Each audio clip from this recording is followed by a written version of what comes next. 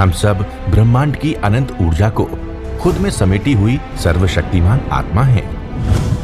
हम सब में आत्म तत्व विद्यमान है। हमारे पुरखों ने ध्यान से समदृष्टा बनकर पूरी मानव जाति के कल्याण का बीड़ा उठाया है। आइए आचार्य भगवान डॉक्टर शिव मुनि महाराज साहिब के सानिध्य में हम भी महान आत्म ध्यान अनुष्ठान का हिस्सा बने।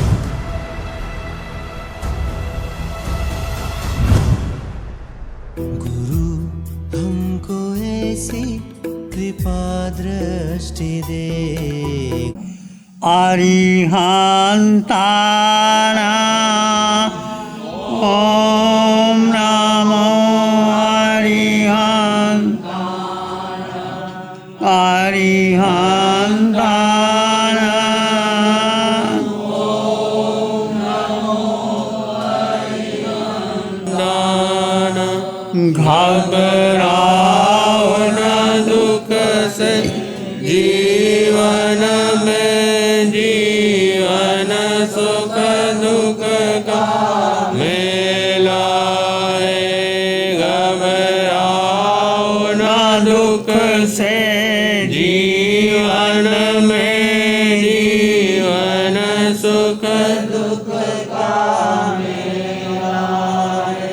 शरणा ले लो अरिहंतों का, शरणा ले लो अरिहंतों का। क्यों करता यद झमेला है। ये प्रभु सिमरन की वेला है। अरिहंताना ओम नमो अरिहंताना। अरिहंताना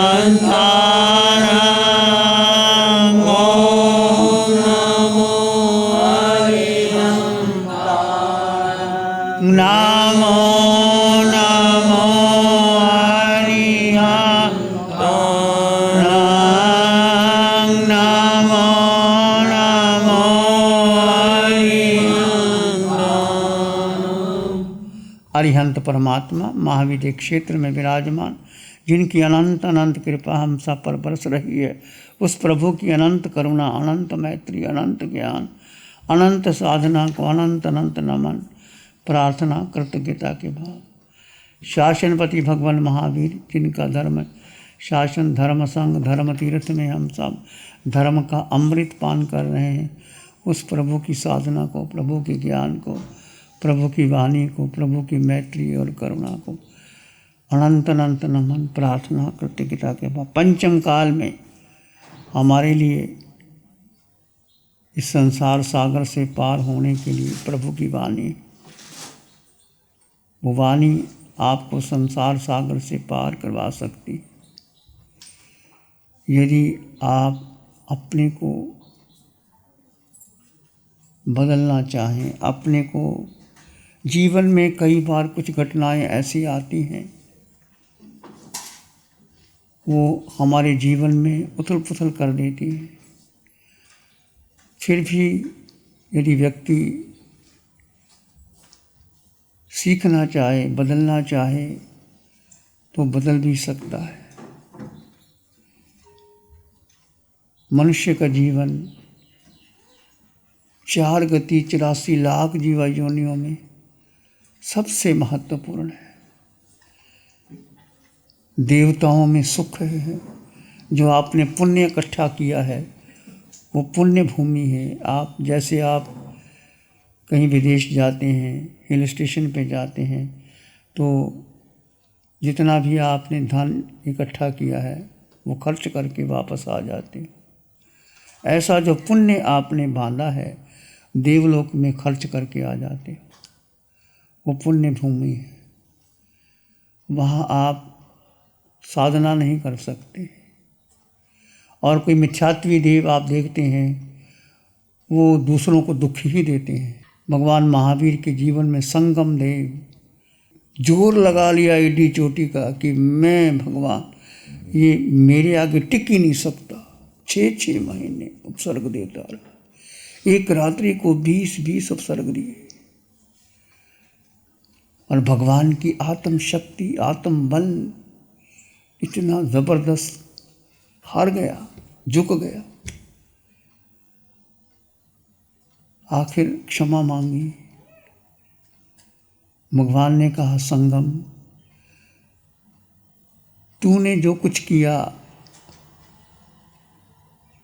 तुम कहाँ भुगतान करेगा।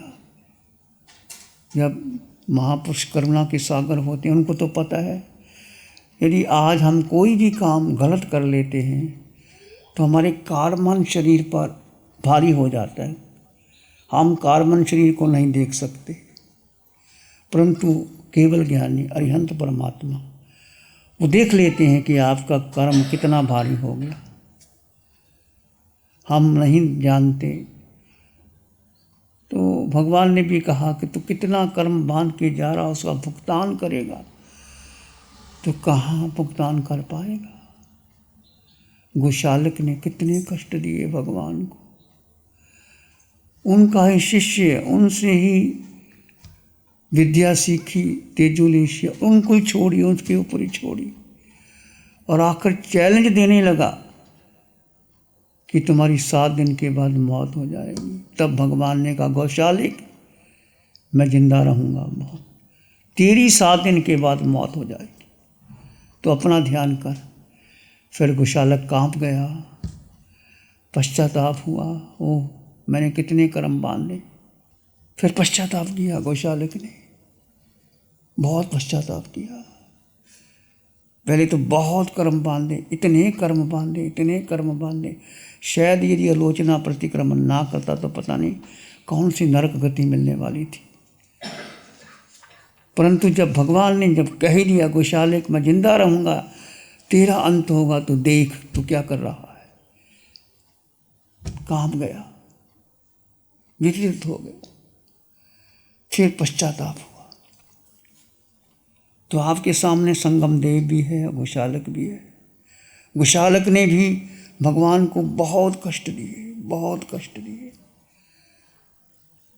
संगम देव ने भी दिए, पर जिक्र नहीं आता कि संगम देव ने प्रायश्चित किया हो। गोशालक ने प्रायश्चित किया। और उसके श्रावक पता कितने थे? 11 लाख। भगवान के 1,59,000। इतने चमत्कार था, इतने श्रावक थे, इतना बल था, विद्या का बल था, लोग उसके पीछे लगे रहते थे। आजकल चमत्कार को नमस्कार है, चमत्कार दिखाओ, बहुत लोग हाजिर हो जाएंगे। भगवान तो भगवान, उनको चमत्कार से क्या मतलब है, आओ ना जाओ। फिर गोशालक ने कहा अपने शिष्यों को इकट्ठा करके कि देखो मैं गलत था, महावीर ठीक थे, मैंने बहुत गलत किया, मैं पश्चाताप करता हूँ, आलोचना करता हूँ। ये भगवान, मैं भगवान नहीं था, ये सत्य थे, मैं असत्य में था, मैंने बहुत दुख दिया। ऐसा करना, मेरे मरने के बाद मेरी लाश को पकड़ करके घुमाना और थूकना और कहना ये झूठा, गलत। गोशालक ने कहा, इतनी आलोचना की। परंतु जो शिष्य होते हैं ना, उनको तो अपने गुरु का मोह होता है।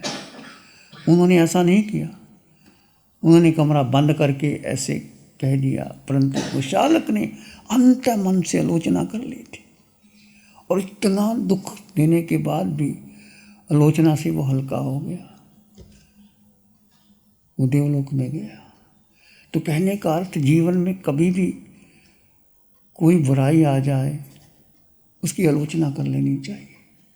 प्रतिक्रमण, प्रायश्चित, आलोचना एक बहुत विधि है हमारे सामने। आप ध्यान शिविर करते हैं, उसमें अंत में आलोचना आती है, प्रतिक्रमण आता है। आप श्रावक हैं, सुबह प्रतिक्रमण शाम को करते हैं। साधु हैं, हम प्रतिक्रमण करते हैं। वो प्रतिक्रमण के पाठ हो जाते हैं, वो पाठ पढ़ लिए, वो प्रतिक्रमण नहीं है।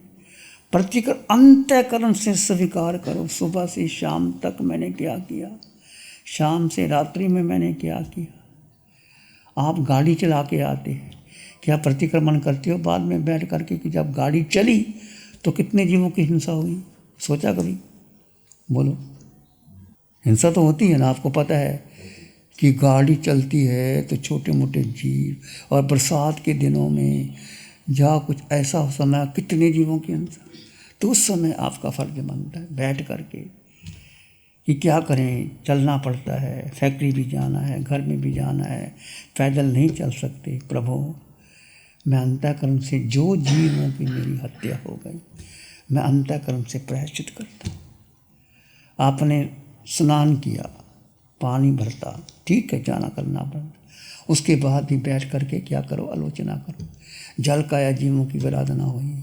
और कोई तो अपने बाथरूम में बड़े बड़े शावर और टावर, और जिसमें 50 लीटर पानी आता है, स्विमिंग पूल बनाते हैं, स्नान करते हैं, शरीर को सजाते हैं, कितने जीवों की हिंसा करती है। अरे भाई, भुगतान तो देना भी पड़ेगा। स्नान एक बाल्टी से भी, आधी बाल्टी से भी किया, 2 मग से भी किया जा सकता है, और शावर लगा के भी किया जा सकता है, बड़े बड़े टब में। पर जो कर्म तुम बांध रहे हो उसका भुगतान तो देना पड़ेगा। इसलिए बाद में प्रायश्चित करो कि क्या करें, करना पड़े। मैंने भोजन बनाती, 6 काया जीवों की हिंसा होती, तो क्या भोजन बनाने के बाद आप प्रायश्चित करते हो बहनों? भोजन बनाना आपके लिए ज़रूरी है, क्योंकि आप गृहिणी हैं। आप नहीं भोजन बनाओगे तो घर में जो खाने वाले हैं, जब मेहमान, उनको खिलाना है। साधु संत आपके घर में आते हैं, उनको भोजन देते, अतिथि आता है, भोजन तो बना तो है, परंतु भोजन बनाने के बाद बैठ करके 2 मिनट 5 मिनट सोचो कि मेरे द्वारा जो भी जल का या अग्नि, वायु, वनस्पति, बेंद्री, तेंद्री, चिरेंद्री, पचेंद्री, सब्जी को काटा, छीला, छमक लगाया, अग्नि से द्वारा सिंचन किया, कुछ भी किया, बहुत दोष लगे प्रभु, करना पड़ता है।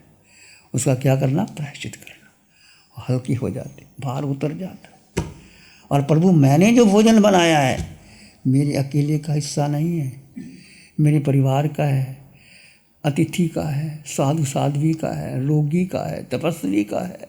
कोई आ जाए वो भोजन ग्रहण कर ले, मेरा बनाया हुआ भोजन सार्थक हो जाए। ऐसा भाव रखने से आपकी कर्मों की नजरा हो गई।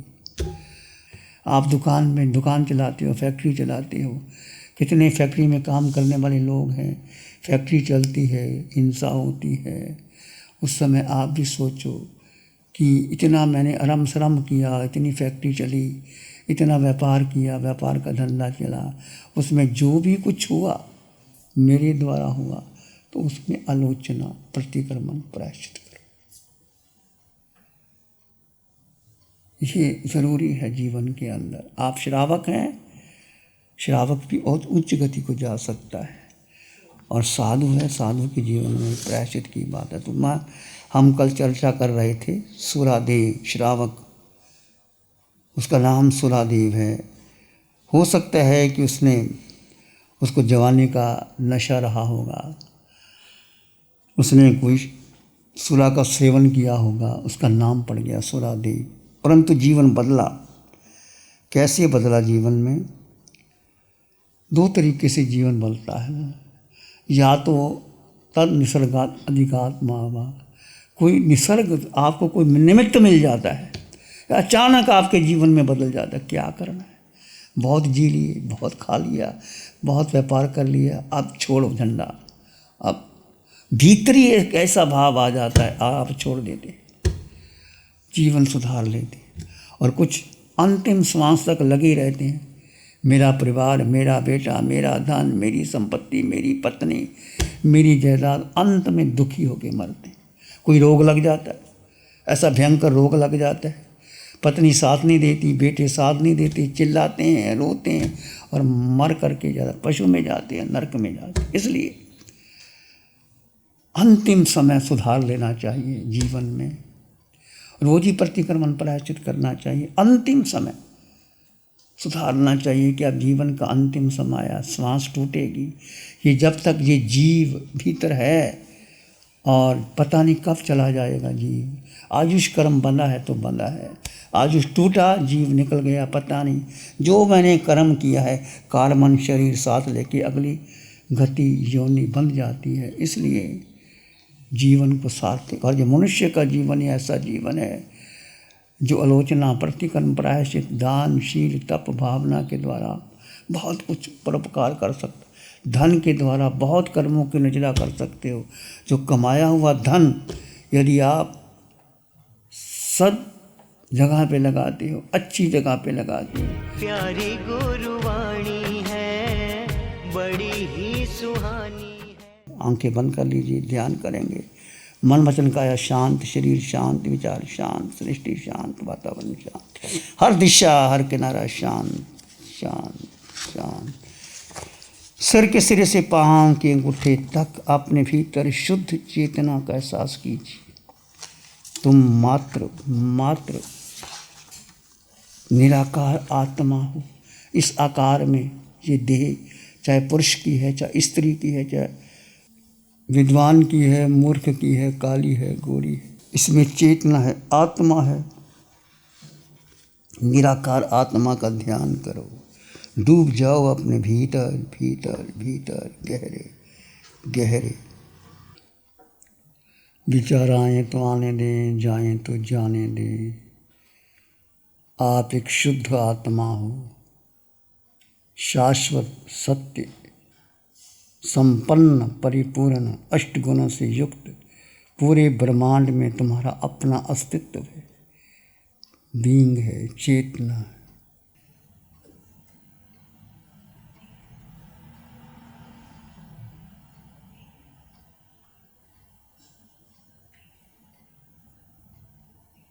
अपने भीतर गहन मान और शांति का अनुभव करें। मन, बुद्धि, इंद्रियों के पार किसी विचार, संस्कार, धारणा को महत्व ना दें। जीव का जीव में स्थित हो जाना, यही शुक्ल ध्यान है।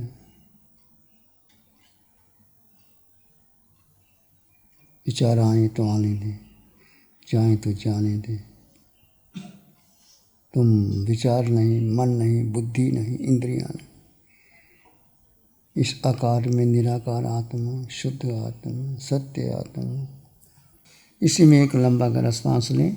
अरिहंत परमात्मा के चरणों में अनंत कृतज्ञता ज्ञापित करें। एक और लंबा गहरा सांस। अरिहंत परमात्मा के चरणों में नमन और वंदन। दोनों हाथों को आंखों पे ले जाएं। हल्का सा स्पर्श, धीरे से आंखें खोल सकते हैं। नमो अरिहंतानंद, नमो सिद्धानंद, नमो आर्यानंद, नमो उवज्झायानंद, नमो लोये सब साहुनम, धम्मो मंगल मुकीठम अहिंसा संयमो तवो, देवावित्तं नमं संति जस धम्मे श्यामनो, श्री चत्तारी मंगलम, अरहंता मंगलम, सिद्धा मंगलम, साहु मंगलम, केवली पाणत्तो, धम्मो मंगलम, चत्तारी लोगोत्तमा, अरहंता लोगोत्तमा, सिद्धा लोगोत्तमा, साहु लोगोत्तमा, केवली पाणत्तो, धम्मो लोगोत्तमो, चत्तारी शरणं पवज्जामि, अरहन्ते शरणं पवज्जामि, सिद्धे शरणं पवज्जामि, साहु शरणं पवज्जामि, केवली पाणत्तं धम्मं शरणं पवज्जामि।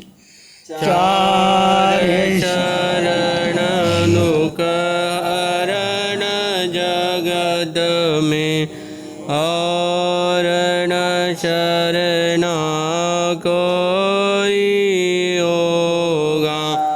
जो भव्य प्राणी करे आराधन उसका अजर अमर पद होगा। उसका सदा ही मंगल होगा। पिछले 60 सालों से केजीओसी ग्रुप अपने 4 ब्रांड कोहे, कंगारू, म्यूनिक्स और माइल्स के माध्यम से हाई पोजीशन प्रोडक्शन के द्वारा दुनिया में जाने माने लार्जेस्ट मैन्युफैक्चरर्स में से एक है। जैसे staplers, staple remover, paper punch, gun tacker, app tool, geometric tools, stitch wire और किचन में यूज होने वाले प्रोडक्शन से दुनिया के लगभग हर देश में उपलब्ध है। ये प्रोग्राम केजीओसी ग्रुप के सौजन्य से प्रस्तुत है।